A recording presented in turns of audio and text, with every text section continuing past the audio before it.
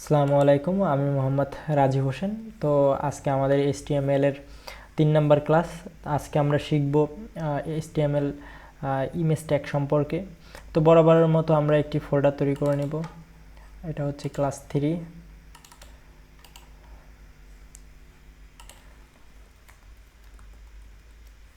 Class 3। তো এর ভিতরে আমরা একটি ফাইল তৈরি করব, HTML ফাইল। তো নাম দেব index.html।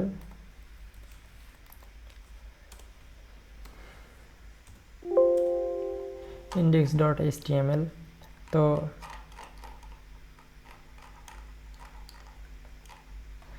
তো index.html এইটার ভিতরে আমরা লিখব। তো এটা আমরা রান করতেছি ভিজুয়াল স্টুডিও কোডে। তো ভিজুয়াল স্টুডিও কোডে এখানে কিছুই নেই, তো আমরা এখানে HTML লিখব।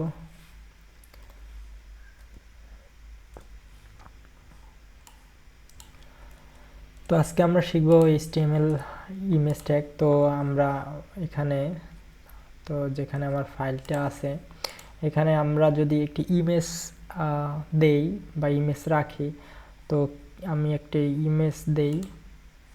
তো আমার এই ইমেজটা কপি করে আমরা জাস্ট কপি করে আমি আমার ফাইলের এখানে যদি রাখি, তো এখানে রাখার পরে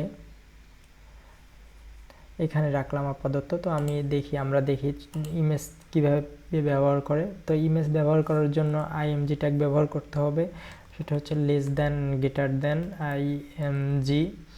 তারপর এখানে একটি ব্যাকস্ল্যাশ হবে, তারপর এইখানে স্পেস দেওয়ার পরে এইখানে অ্যাট্রিবিউট লিখতে হবে সোর্স। আমরা সোর্সটা কোথায় থেকে পাবো, মানে ইমেজটা কোথা থেকে আসবে সেটা। তো src সোর্স ইকুয়াল ডাবল কোটেশনের ভিতরে সোর্স ইকুয়াল, তারপর ভ্যালু দিতে হয় সমান সমান ভ্যালু ডাবল কোটেশনের ভিতরে। তো ভ্যালুটা কি হবে, আমরা যে ইমেজটা দিবলি মানে এখানে আনবো, সেই সোর্সটা আমাকে বলে দিতে হবে, মানে ইমেজের নামটা আমার এখানে দিতে হবে। তো আমরা এখানে ইমেজের নামটা দিয়ে দেব। তো ইমেজের নামটা যদি আমরা কপি করি, এটা যদি আমরা কপি করি, তো সম্পূর্ণটা যদি কপি করি, তারপর এখানে যদি দেই, তাহলে এটা Ctrl+S দিয়ে সেভ করলাম এবং এই ফাইলটা আমরা এখন রান করব। তো রান করার জন্য এখানে ওপেন উইথ গুগল ক্রোম দিলাম। তো দেখুন এখানে আমাদের এটা শো করতেছে। এটা গেল একটা পদ্ধতি। এখন আমরা যদি এই ইমেজটা আমরা যদি একটু সাজিয়ে গুছিয়ে রাখি, ধরেন এখানে আমি একটা ফোল্ডার করব, ফোল্ডার করে নিয়ে ইমেজ নামে একটি ফোল্ডার তৈরি করলাম এবং এই ছবিটা এই ইমেজের ভিতরে দিয়ে দিলাম, ইমেজের ভিতরে রাখলাম। এখন আমাদের কি হবে, আমাদের মেইন ফাইলটা হচ্ছে HTML ফাইলটি এখানে। এখন আমরা যদি একটু এখানে গিয়ে আমরা যদি ব্রাউজারে গিয়ে রিলোড করি, তাহলে আমাদের এটা পাচ্ছে না, ইমেজটা পাচ্ছে না। কেন পাচ্ছে না? কারণ আমাদের HTML এর ফাইলটা হচ্ছে এখানে আছে এবং এখানে আমরা বলে দিয়েছি যেখানে তোমার ফাইলটা আছে সেখানেই দেখো এখানে এই নামের একটি ইমেজ আছে, সেটাকে তুমি শো করাও। ও কি করতেছে, ও এখানে যাচ্ছে, এখানে গিয়ে কোনো ইমেজ, ওই নামে কোনো ইমেজ পাচ্ছে না বিধায় এখানে শো করাতে পারতেছে না। আমাদের ইমেজটা কোথায়? আমাদের ইমেজটা হচ্ছে এই যে ফাইলটা, এর পরে একটি ইমেজ নামে একটি ফোল্ডার আছে, দেন তার ভিতরে আমাদের ইমেজটা আছে। তো তাকে বলে দিতে হবে যে যেখানে তুমি আসো তারপরে একটি ইমেজ নামে একটি ফোল্ডার আছে। তো আমরা বলে দিব, তো যেখানে তুমি আসো তারপরে একটি ইমেজ নামে একটি ফোল্ডার আছে। তো ইমেজ নামে ফোল্ডারটার নাম কি, এটা। তো এখান আমরা সেভ দিচ্ছি, তারপর আমরা একটু রিলোড করব। রিলোড করার পর ইমেজটা পাচ্ছে। আচ্ছা, এটা হলো। আচ্ছা, এরপরে আমরা যদি এখানে রাখলাম। এই ছবিটাকে আমরা কাট করি, কাট করে আমরা কাট করলাম, কাট করার পর আমরা যদি এইখানে রাখি, ছবিটা এইখানে রাখি, তো আমরা কি করলাম, আমাদের HTML ফাইলটা আছে এর ভিতরে, HTML এর ফাইলটা আছে ক্লাস 3 এর ভিতরে, আমরা কি করছি পিছনে রাখছি আমাদের ছবিটা। তো আমরা পিছনে রাখলাম, তো রাখার পরে এখন এখানে দেখি যে ফাইলটা পাচ্ছে কিনা, ছবিটা পাচ্ছে কিনা। তো ছবিটা নাই, কেন নাই, কারণ আমাদের ওখানে যে আমরা HTML এর যে ফাইলটা, এখানে তো কোনো ছবি নাই, আমাদের বলে দেওয়া আছে যে তুমি যেখানে আসো তার ভিতরে একটি, সেখানে একটি ইমেজ নামে ফোল্ডার আছে, তার ভিতরে একটি ছবি আছে, এই নামে একটি ছবি আছে, সেটা দেখাও। তো ও কি করছে, ও এইখানে আসছে, এখান থেকে ইমেজ নামে একটি ফোল্ডার পেয়েছে, এর ভিতরে কি ছিল, আমাদের ইমেজটা ছিল, সেটা শো করা ছিল। তো এখন নাই, যার বিধায় ও শো করাতে পারতেছে না। আমরা কি করছি, এখানে আমরা জাস্ট পিছনে ছবিটা নিয়ে আসছি।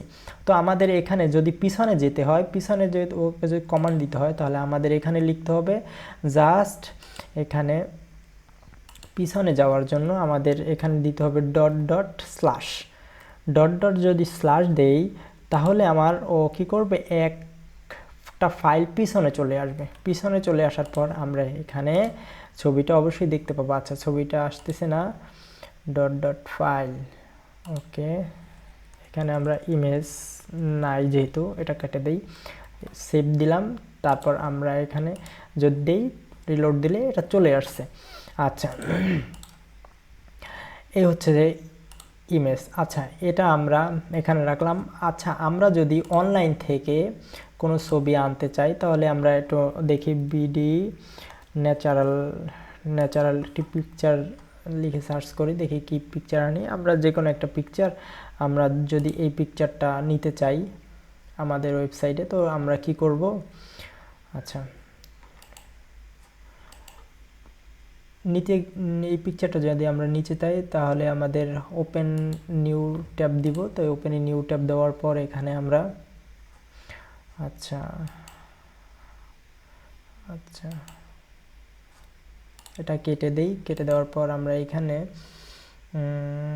Open image in a new tab, open image in a new tab এটা দিব। এটা দেওয়ার পর এখানে আমরা এই ওয়েবসাইটের সম্পূর্ণ লিঙ্কটা, এটা কোথায় আছে এই ছবিটা, আমরা এটা পেয়ে যাব। আচ্ছা, কপি ইমেজ অ্যাড্রেস, এটা দিয়েও আপনারা এখানে ব্রাউজারে সার্চ করতে পারেন, তাহলে সেম অ্যাড্রেসই আসবে। তো আমরা এই অ্যাড্রেসটা, এই যে উপরে অ্যাড্রেস বারের যে অ্যাড্রেসটা আছে, এইখানে এই ইমেজটা আছে, তো এইটা আমরা সম্পূর্ণটা কপি করব। তো কপি করার পর আমরা আমাদের এখানে ব্যবহার করব, তো এখানে ব্যবহার করার কন্ট্রোল এস। তো আমরা যদি এখন যে আমাদের ফাইলটা আছে, এটা যদি রিলোড দেই, তাহলে আমাদের এই ছবিটা চলে আসছে।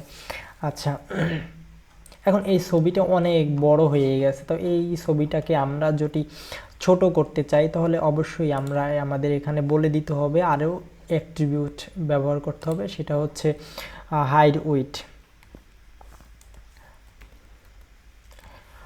ব্যবহার করতে হবে। এবং উইথ ব্যবহার করার পরে এখানে ইকুয়াল দিতে হবে। ইকুয়াল দেওয়ার পরে এখানে আপনার দিতে হবে ডাবল কোটেশন দেওয়ার পর এখানে এখানে বলে দিতে হবে, ধরেন আপনি 150 পিক্সেলটা হচ্ছে একটা কলমের ফোঁটা দিলে যতটুকু জায়গা ব্যবহার করা হয় মানে লাগে, অতটুকুই হচ্ছে 1 পিক্সেল। তো আমরা এখানে 150 দিলাম উইথ, এবং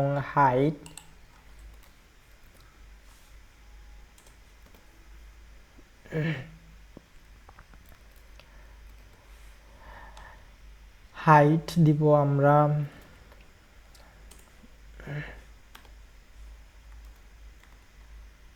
হাইটও 150 পিক্সেল দিলাম, দেন সেভ। এখন আমরা যে ওয়েবসাইটে যাই যদি রিলোড দেই, তাহলে আমাদের হাইট উইট আমরা যতটুকু দিয়েছি ততটুকু অনুযায়ী আমরা এখানে পিকচারটা দেখতে পাচ্ছি। আচ্ছা, এখন আমরা যদি আমাদের ফোল্ডারের একদম ধরেন আমরা একটি ডেস্কটপে যাই, ডেস্কটপে যাওয়ার মাই লোগো জাস্ট আমরা যদি আচ্ছা আচ্ছা এইখানে এখানে আমরা এই যে আমাদের অ্যাড্রেসটা, আমরা যদি এই অ্যাড্রেসটা কপি করি, এই অ্যাড্রেসটা কপি করার পর আমরা ব্রাউজারে যাই, ব্রাউজারে যাওয়ার পর আমরা নিউ ট্যাবে যদি আমরা এটা যদি সার্চ করি ব্রাউজারের মাধ্যমে আমরা এই পিকচারটা দেখতে পাবো। তো এই পিকচারটা কি আছে আমাদের এখানে যত পিকচার আছে সব এখানে দেখা যাচ্ছে। তো মাই ইমেজ, তো মাই ইমেজ নামে আমার পিকচারটা এটা শো হচ্ছে এখানে। তো আমরা এভাবে আমরা যদি এই যে লিঙ্কটা, এই লিঙ্কটা যদি আমরা কপি করি, অ্যান্ড কপি করার পর আমরা যদি এইখানে দেই, জাস্ট এটা যদি আমরা পেস্ট করে দেই এখানে, এটা যদি আমরা এখানে পেস্ট করে দেই, Ctrl+S দেই এবং আমরা যদি গিয়ে রিলোড দেই তাহলে আমরা আমাদের পিকচারটা শো হবে। তো এভাবেই আমরা বিভিন্ন পিকচার অ্যাড করব আমাদের ওয়েব পেজে, বিভিন্ন মাধ্যম থেকে আমরা পিকচার অ্যাড করব। তো এইভাবেই আমরা পিকচার অ্যাড করে থাকি। তো আশা করি এই ভিডিওতে অনেক কিছু দেখানো হয়েছে। এভাবে আপনারা যদি প্র্যাকটিস করেন তাহলে অবশ্যই আপনারাও পারবেন, কোনো সমস্যা না। তো আজকে এই ভিডিওটা এই পর্যন্তই। তো থ্যাংক ইউ সো মাচ।